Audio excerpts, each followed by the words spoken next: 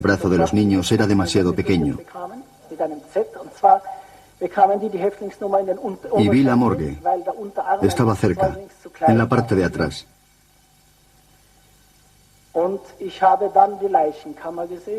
Había una pila enorme de cadáveres. Eran de niños. Las ratas se paseaban de un lado a otro.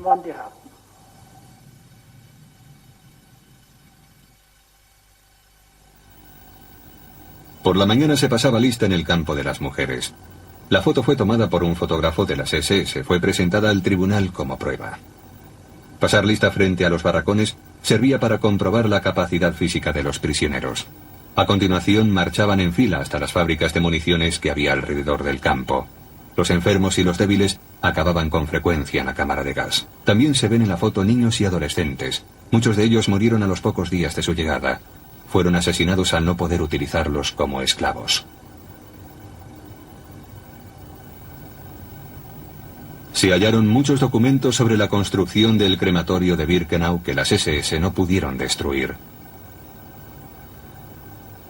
Los encargados de la edificación reunieron una colección de fotos que mostraba las fases de la construcción de los incineradores. Las SS no pudieron destruirlos completamente antes de abandonar el campo en enero de 1945.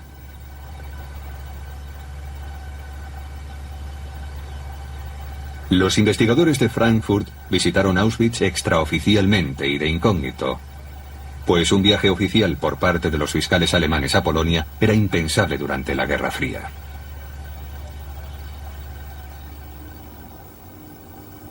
Yehuda Bacon fue uno de los niños deportados junto a su familia a Auschwitz. Todos sus familiares murieron. En octubre de 1964 vivía en Jerusalén y se dedicaba a la pintura. Describió entonces su trabajo en la unidad infantil en las cámaras de gas. Una de nuestras obligaciones era recoger las cenizas del crematorio número 3 y esparcirlas por caminos helados. Algunas veces, cuando terminábamos el trabajo y el jefe estaba de buen humor, nos decía que podíamos sentarnos en la cámara de gas para calentarnos. Por eso pude fijarme bien en la cámara. Fijarme con ojos de futuro artista. Traté de grabarla en la memoria. Justo cuando acabó la guerra hice estos dibujos. Fueron usados para esclarecer los hechos en el juicio.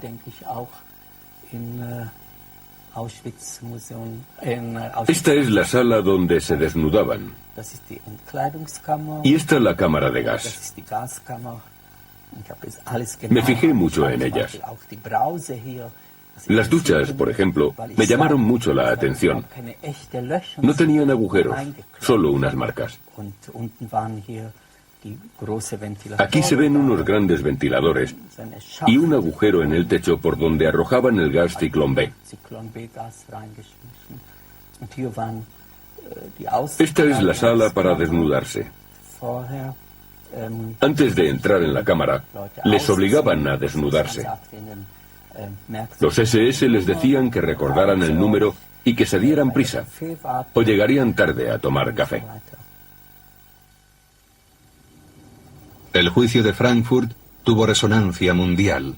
Muchos periódicos internacionales publicaron resúmenes de las sesiones. El Frankfurter Allgemeine Zeitung informaba detalladamente todos los días. Auschwitz se convirtió en sinónimo de genocidio por parte del antiguo gobierno alemán.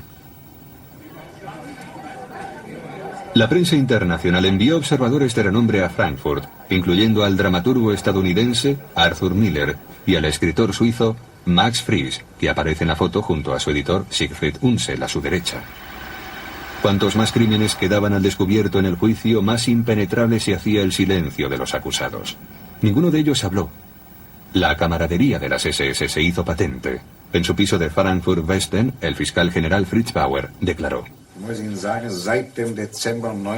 Desde diciembre de 1963, cuando la acusación empezó a interrogar a los acusados,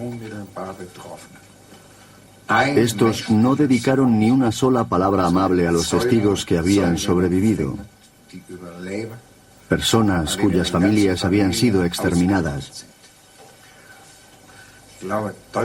Si hubieran dicho algo, el mundo y los supervivientes de Auschwitz habrían respirado con alivio. Se habría aliviado un tanto la tensión si hubieran pronunciado tan solo una sola palabra de simpatía.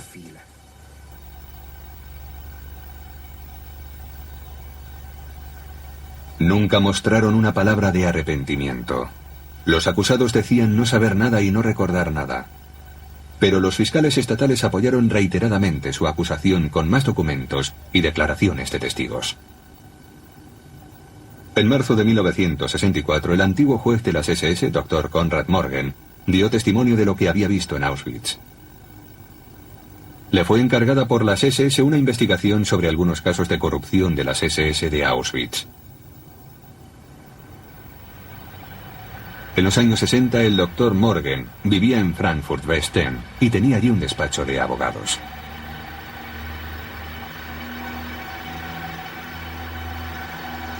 Konrad Morgen, como más tarde dijo el fiscal estatal Kluger, tuvo el valor de romper con la camaradería de las SS y contar la verdad.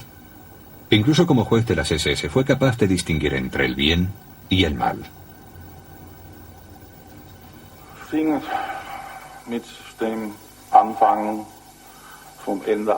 Empezaré por el principio del fin, en el andén de la estación de Birkenau. Desde allí fuimos detrás de los condenados.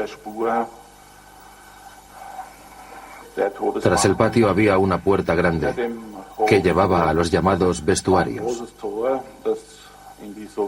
Allí solo había unos sencillos bancos de madera y ganchos para la ropa. Cada sitio estaba numerado con una chapa de guardarropas. Los guardias se afanaban por decirles a las víctimas que tuvieran cuidado con sus pertenencias y que anotaran el número de la chapa. Hasta el momento final, trataban de dar una falsa impresión para no despertar sospechas. El plan era atraer a los condenados, atraerlos a la trampa mediante una argucia. Solo había una cosa que resultara extraña y confusa. En el centro del techo de la cámara había un ventanuco con rejilla. Solo existía una explicación. Me la contaron más tarde. El ventanuco servía para introducir un gas cristalino, el ciclón B, introducirlo en la cámara de la muerte. El crematorio era una cámara gigantesca. A un lado estaba alineada una larga batería de hornos. El suelo era plano y en toda la estancia se respiraba un ambiente neutro, una atmósfera aséptica, científica, todo limpio y ordenado. Los presos con monos de trabajo se encargaban de limpiar los aparatos, parecían autómatas. Excepto por eso, la sala estaba totalmente vacía.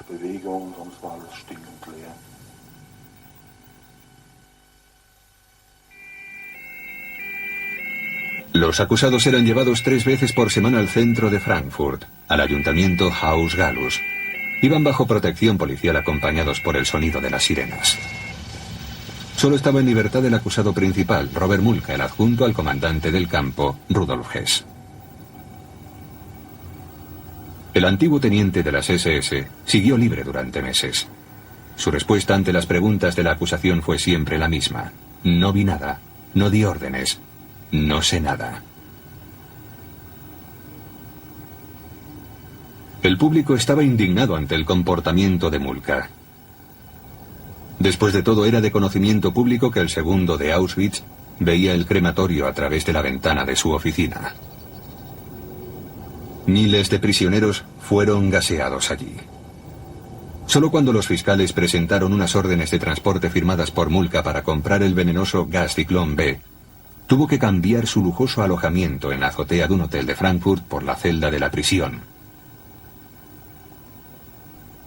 Las órdenes de transporte especificaban que se necesitaba el ciclón B para un Sonderbehandlung o tratamiento especial. Aquel era el código de la muerte por gas. Desde abril de 1964 el juicio no se celebró en el histórico Romer de Frankfurt, sino en el nuevo ayuntamiento Haus Gallus. 3 veces por semana los acusados se enfrentaron a los testimonios de los supervivientes.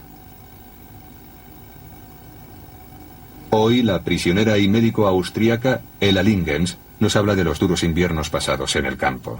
La grabación de su testimonio se ha perdido, pero un periodista tomó taquigráficamente su declaración. El invierno de 1943-44 fue un desastre. En otoño había 30.000 personas en el campo, en primavera solo quedábamos con vida 20.000. Las causas de las muertes eran malnutrición y enfermedades. Yo vi algunas que no se dan en ninguna parte. Por ejemplo, pénfigo, una enfermedad rara de la piel. Salen unas ampollas que luego estallan y la muerte sobreviene a los pocos días. La fiebre maculosa era una enfermedad corriente en el campo.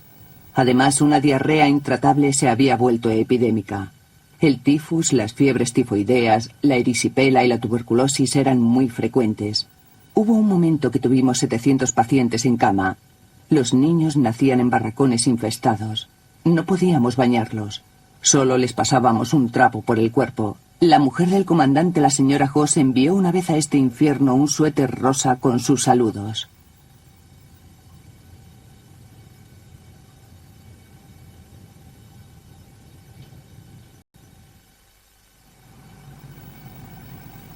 Los médicos de las SS tenían asistentes en el hospital de Auschwitz.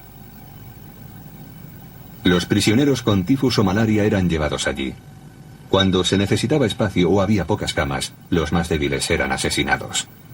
El asistente médico que se ocupaba de ello era un sargento mayor de las SS llamado Joseph Clair. Carpintero de oficio, afiliado a las SS desde 1932, asesinó a miles de prisioneros enfermos. Este hecho fue confirmado por el testigo checo Imre Gonci. Había trabajado como enfermero en el hospital de la prisión y describió los métodos que Clair utilizaba para asesinar a los enfermos.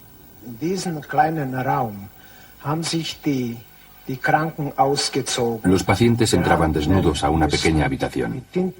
Les pintábamos con un rotulador su número de identificación sobre el pecho. Yo los llevaba a un vestíbulo y luego los acompañaba al laboratorio. Había una mesa y una silla entre 2 ventanas. El SS Clair esperaba junto a la mesa. El compañero del